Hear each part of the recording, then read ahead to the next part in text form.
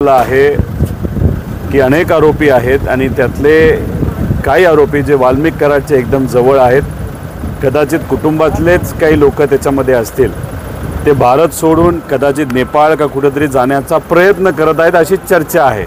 आमचं एवढंच म्हणणं होतं की SIT आता जी फॉर्म झाली आहेत, कुमावत साहेब जे प्रमुख आहेत त्यांनी याची नोंद घ्यावी, जर खरं असेल तर लवकरात लवकर कारवाई करावी अशी विनंती तिथं आम्ही करत आहोत। पण महादेव मुंडेंना न्याय मिळण्यासाठी हीच ती संधी आहे, एवढंच आमचं सगळ्यांचं मत आहे। कुणाकडे तुमचा नाही, आता वाल्मिक कराडच्या कुटुंबातलेच काही लोक कदाचित भारत सोडून नेपाळ नाही तर आसपासच्या देशामध्ये जाऊ शकतील अशी चर्चा आहे।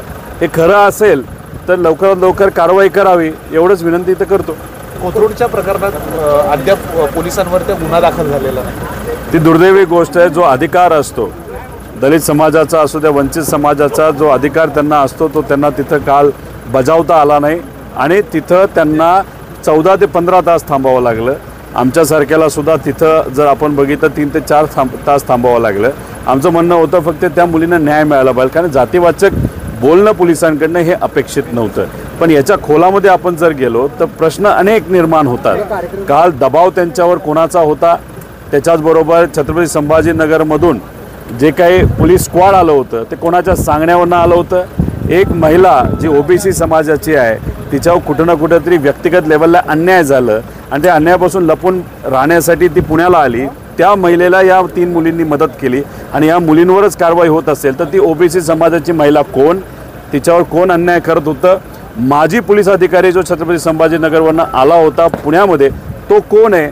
तिथं कुठल्या माजी मंत्र्याचा नाही तर नेत्याचा तिथं असणाऱ्या पोलीस प्रशासनाला फोन गेला आणि काल जे काय झालं ते फार चुकीचं झालं। आमचं एवढंच म्हणणं आहे की पोलीस प्रशासनावर लोकांचा विश्वास आहे, पण राजकीय हस्तक्षेप जर वाढत गेला आणि त्यांच्या दबावाखाली जर निर्णय पोलिसांकडून चुकीचे घेतले गेले तर पोलिसांवरचा विश्वास हा कुठं ना कुठेतरी कमी होऊ शकतो। त्यामुळे आमचे अनेक अनउत्तरित प्रश्न आहेत, त्याला उत्तर हे पोलिसांना द्यावंच लागेल। हिंदुत्ववादी संघटनांनी पत्र काढून आता पोलिसांची बाजू त्यांनी आता घ्यायला लागलेले आहेत। याच्यातून कुठेतरी याच्यात एक वाद, हे हिंदुत्ववादी जी काही नावं आहेत ते आज सत्तेत आहेत, त्यांना वर्धास्त सत्तेतल्या लोकांचं आहे, त्यांच्या अडचणी कधी होत नाहीत। गरीब जेव्हा जातात, सामान्य लोक पोलीस प्रशासनात जातात, त्यांना तिथं अडचणी होतात। त्यामुळे हे जे कोणी कथाकथित त्यांचं जर कुटुंबाचं फायनल तुम्ही जर बॅकग्राऊंड बघितलं, हे जे कोणी कार्यकर्ते जे आज लिहित आहेत त्यानंतर तुम्हाला कळेल ते कुठल्या विचाराचे आहेत।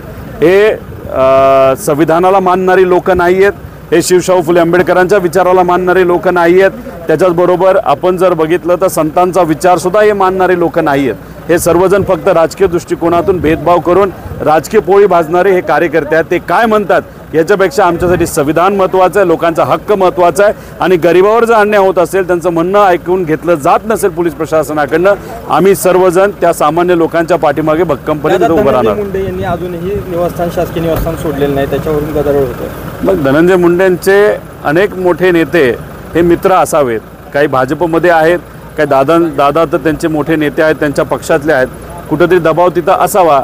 मला असं वाटतं की तिथं जो नवीन कोणी पदाधिकारी नाहीतर नेता असेल त्यांना तिथं राहण्याची संधी दिली गेली पाहिजे, पण आता शेवटी सरकार त्यांचं आहे, त्या बाबतीत ते